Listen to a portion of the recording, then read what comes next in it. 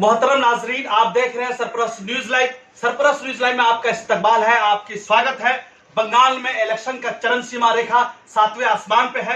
तमाम पार्टियां अपने अपने एतबार से इलेक्शन लड़ने और लड़वाने की कोशिश कर रही है और बंगाल की सियासत में मोदी जी की एंट्री हो चुकी है, जेपी नड्डा जी की एंट्री हो चुकी है और अमित शाह की एंट्री हो चुकी है। राहुल गांधी की एंट्री अभी बाकी है, प्रियंका गांधी की एंट्री बाकी है। इसी सूरत में नीतीश कुमार जी ने गुलाम रसूल बलियावी को बंगाल के इंचार्ज बना करके भेजा है। हम जानते हैं जेडीयू ने बंगाल की जनता के लिए, अवाम के लिए क्या सौगात लेकर है। आपका गुलाम रसूल बलियावी साहब सरपरस्त न्यूज लाइव में स्वागत है। आपका भी, आपके पूरे चैनल का और आपके चैनल के सारे दर्शकों को मेरी तरफ से बहुत सारी शुभकामनाएं, मुबारकबाद। थैंक यू, शुक्रिया। हुजूर, एक चीज पूछना चाहता हूं, ये बंगाल में आपकी पार्टी तो काफी दिनों से काम कर ही रही है हर स्तर पर, जैसे मजलूमों के लिए, गरीबों के लिए, जो भी बिहारी यहाँ पर रहते हैं या बंगाली रहते हैं, तो ऐसी सूरत हाल में आपका बिहार में बीजेपी के साथ अलायंस है, तो यहाँ किसी अलायंस दल के साथ जा रहे हैं या सेपरेट खुद लड़ रहे हैं? कितनी सीटों पर लड़ रहे हैं? आप सरपरस्त न्यूज लाइव के दर्शक नाजरीन को बताइए। पूरा देश जानता है कि बिहार के अलावा जनता दल यू कहीं भी एनडीए के साथ नहीं है जी। बिहार के अलावा बीजेपी के खिलाफ जनता दल यू गुजरात में भी चुनाव लड़ा, वहां से जीते भी, विधायक भी रहे। अरुणाचल में भी उनके खिलाफ लड़े, वहां हमारा 7 एमएलए जीता, 5 को लोगों ने टेब लिया। हाँ, बीजेपी में शामिल है। एक हमारे पास है। और अरुणाचल के निकाय के चुनाव में 45% सीट पर जेडीयू ने कब्जा किया, जीत दर्ज कराई है।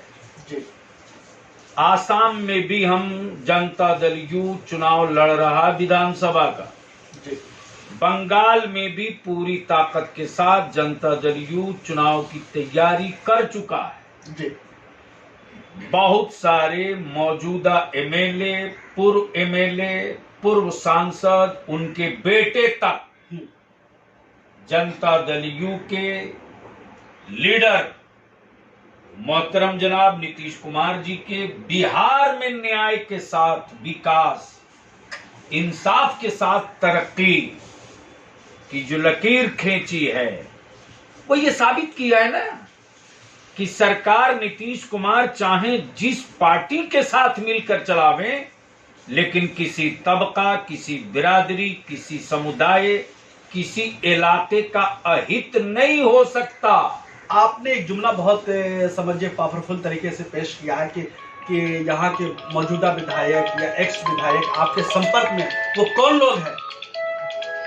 कुछ लोग नहीं, कई लोग हैं। कौन कौन से पार्टियां के हैं? टीएमसी के 6 विधायक से हमारी मुलाकात भी हो चुकी, बातचीत भी हो चुकी। समय आएगा नाम कंस्टिट्यूएंसी के साथ आपको बुलाकर आपके दर्शकों को दिखा दें। जी। बीजेपी से भी, कांग्रेस से भी, लेफ्ट से भी बड़े बड़े दिग्गजों की से बातें करीब फाइनल हो चुकी है।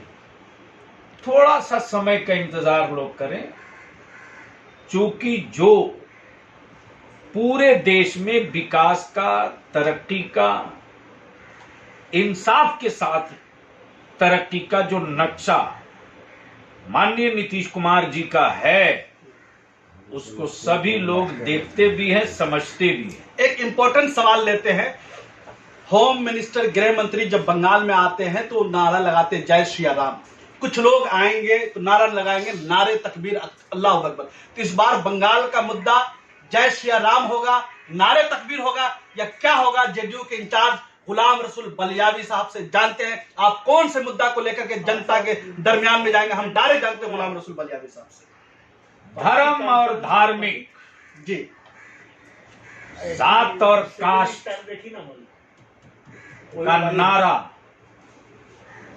कायर लोग लेते हैं जी,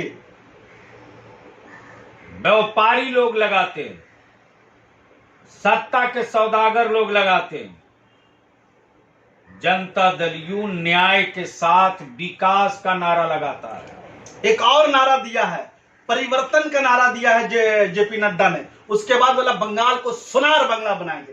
क्या ये झांसा देने वाला नारा है या कुछ और है? हम डायरेक्ट जानते गुलाम रसूल बलियावी साहब से। नारा जिनका उनसे पूछिए, हम इस नारे में क्या सच्चाई है? मतलब आप भी इस नारे के कुछ नारा अपने स्लोगन देना चाहेंगे या नहीं देना चाहेंगे? न्याय के साथ विकास, न्याय के साथ विकास, इंसाफ के साथ तरक्की। तो रोहिंग्यास को लेकर के सवाल उठा रहे हैं। रोहिंग्यास के बारे में आप क्या बोलना चाहते हैं? चुनाव बंगाल का है, किसी विदेश का नहीं है जी। बंगाल की जनता को चुनाव में मत देना है। हम बंगाल की बात करेंगे। जिस तरह से पूरे देश में कोरोना आपदा से हलचल मची, कोरोना से प्रभावित किसी व्यक्ति को के आश्रितों को, उसके पसमादगान को किसी सरकार ने एक चवन्नी मुआवजा नहीं दिया। लेकिन बिहार के मुख्यमंत्री हमारे नेता श्री नीतीश कुमार जी ने पहले ही ऐलान किया था कि सरकार के खजाने पर आपदा प्रभावितों का पहला हक है। इसलिए चाहे फ्लड हो या टनका हो कि बिजली हो या रोड एक्सीडेंट हो, कोरोना वायरस से मौत होने वाली व्यक्ति के आश्रितों को 4 लाख रुपया देश के किसी सरकार ने देने की हिम्मत और साहस की है और तारीख लिखा है तो बिहार के मुख्यमंत्री श्री नीतीश कुमार जी। मैं तो नीतीश जी को इसके लिए मुबारकबाद मैं देता हूं। ठीक है, जो बिहारी अदर स्टेट में थे उनको भी उन्होंने पैसा दिया 3-3 महीने तक, ये भी मैं जानता हूं। मगर एक इंपॉर्टेंट सवाल लेते हैं, अब बंगाल में इलेक्शन लड़ने जा रहे हैं। बंगाल में तमाम पार्टियां रैली कर रही है, जलसे जुलूस कर रही है, मगर आपका जनाधार कहीं नजर नहीं आता। तो ऐसी सूरत हाल में आप कैसे लड़ेंगे? बिहार में और बंगाल में हर साल बाढ़ आता है जी, और जमीन धंस जाती है जी, पते नहीं चलता है, अचानक गच से बैठ गया जी। तो जनता दल यू अंदर अंदर कटाव करके बहुत दूर जा चुका है जी। मौसम आने दीजिए, लिए दिए गच से बैठेगा, ढेर लोग उसी में पता नहीं चलेगा किधर गए। बंगाल के इलेक्शन माननीय मुख्यमंत्री जी को बुलाएंगे या नहीं बुलाएंगे? प्रचार प्रसार में नीतीश कुमार जी रहेंगे या नहीं रहेंगे? हम डायरेक्ट जानते गुलाम रसूल बलियावी साहब से, जो जेडीयू के बंगाल में इंचार्ज बन करके आए। बहुत इत्मीनान से क्वेश्चन कीजिए। जब माननीय श्री नीतीश कुमार जी का नाम ले रहे हैं जी, तो आप में इतना करंट आ रहा है जी। जिस दिन वो उतरेंगे राज्य में कितना करंट आएगा उसका भाव पता कर लीजिए। इसीलिए तो मैं जानना चाह रहा हूं कि वो समय का इंतजार कीजिए। मतलब अभी कोई ब्लूप्रिंट तैयार नहीं हुआ? सब ब्लूप्रिंट तैयार है, समय आएगा तो सब बता देंगे। बोल दीजिए, कम से कम आ भी सकते, नहीं भी आ सकते। समय आएगा तो सब बता देंगे, सब इकट्ठे थोड़े फिर दोबारा थोड़े आइएगा। क्या एजेंडा, क्या मुद्दा होगा इस बार? आप न्याय के साथ विकास, बस एक ही मुद्दा।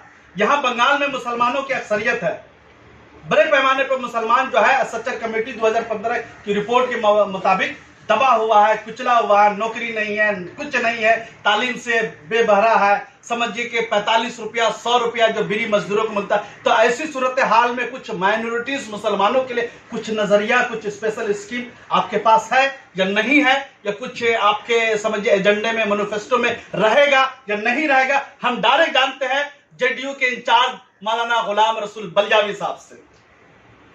नीतीश कुमार से पहले जी, मुसलमानों ने बिहार में जिसको बोरा में ठूस के वोट दिया था जी, उस वोट लेने वाले मान्यवर ने 4 करोड़ रुपया बजट रखा था और माननीय नीतीश कुमार के शासन में 700 करोड़ रुपये का अल्पसंख्यक का बजट है। 700 करोड़ जी। 14,000 उर्दू टीचरों की बहाली नीतीश कुमार ने किया। भागलपुर दंगाइयों को कानून की रस्सी बांध के जेल में ठोका नीतीश कुमार ने किया। कब्रिस्तानों की घेराबंदी नीतीश कुमार ने किया। मदरसा बोर्ड के सर्टिफिकेट पर बिहार पुलिस में, स्टेट सर्विस कमीशन में डायरेक्ट नौकरी लेने का राइट मदरसा बोर्ड के सर्टिफिकेट पर नीतीश कुमार ने दिया। जी आज स्टेट सर्विस कमीशन में मदरसा बोर्ड के बच्चे बैठ रहे हैं। जी। तो मतलब आप उसके अलावा आप बिहार के काम को दर्शा करके, बिहार के काम को दिखा करके बंगाल जीतना चाहते हैं। ये सौदागर काम करता है। बंगाल के मुद्दे वोट पर वोट जनता देगी।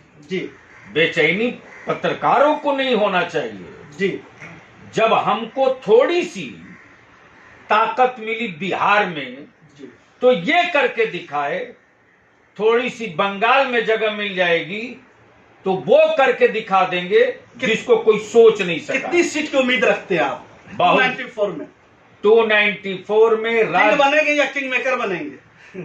294 में जो संख्या बल आता है, राज्य स्तरीय तैयारी है।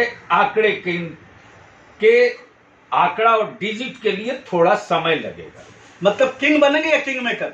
समय तय करता है, आदमी तय नहीं किसके करता। साथ जाना पसंद करेंगे? टीएमसी के साथ या कांग्रेस लेफ्ट अलाइन के साथ या बीजेपी के साथ, अगर सीट बंगाल की जनता दे देती? ये भी मैं अकेले चलता हूं, मेरे पीछे जमाना चलता है। चलिए, हमने मौलाना गुलाम रसूल बलियावी साहब से, जो जेडीयू के इंचार्ज थे, बहुत सारे सवालात पूछे। उन्होंने बहुत हुस्न खूबी के साथ यके बाद एक सब सवालात के जवाब दिखाए। आप देखते रहिए सरपरस्त न्यूज़। दीजिए महबूब रजा सिद्दीकी इजाजत। हमारे चैनल को यूट्यूब पर, फेसबुक पर, ट्विटर पर सब्सक्राइब करना मत भूलिएगा। मैं इलेक्शन का अपडेट, इंतखाबात का अपडेट आपके सामने में रूबरू करवाता रहूंगा। दीजिए महबूब रजा सिद्दीकी इजाजत। Thank you very much.